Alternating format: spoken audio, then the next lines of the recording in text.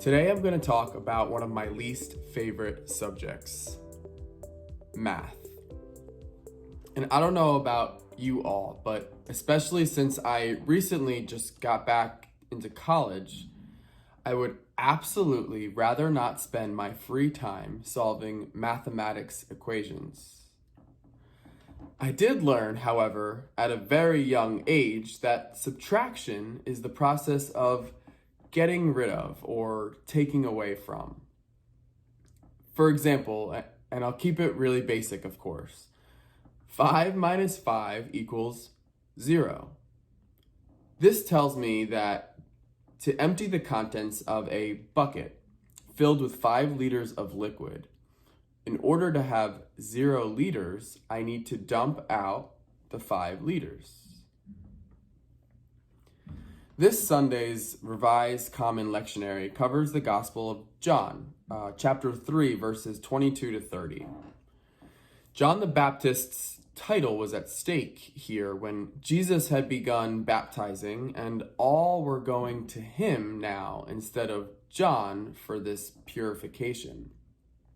And when John the Baptist was questioned why Jesus was doing this was his response. I am not the Messiah. He must become greater, and I must become less.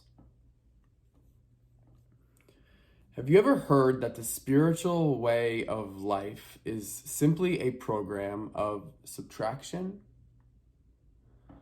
Let's break this down a little bit. I believe that we were all created with this fundamental idea of God inside of us.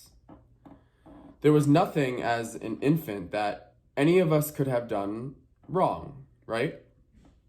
However, throughout this journey of life, we obtain things like concepts, ideas, material possessions that unfortunately build up one on top of the other, separating us from this original foundation of purity and love.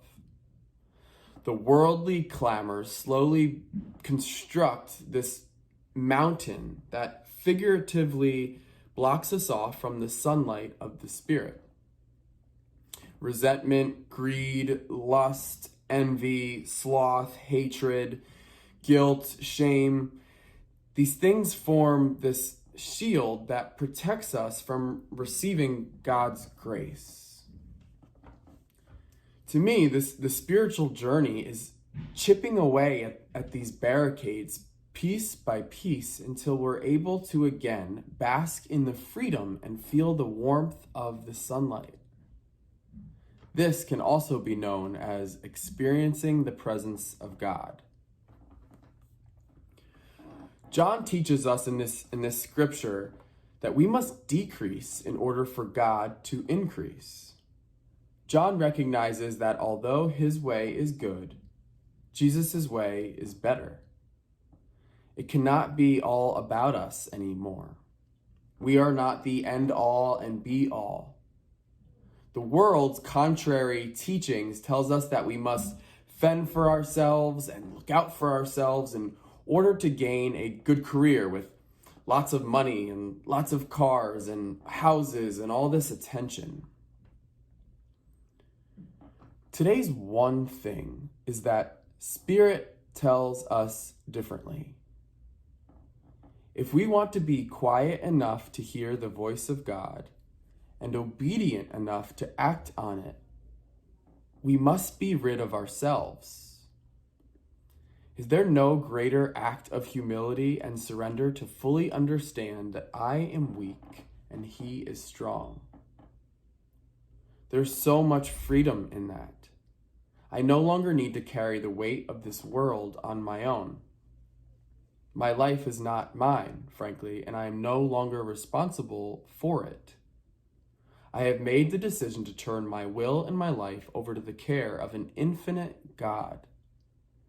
I trust this infinite God rather than my finite self.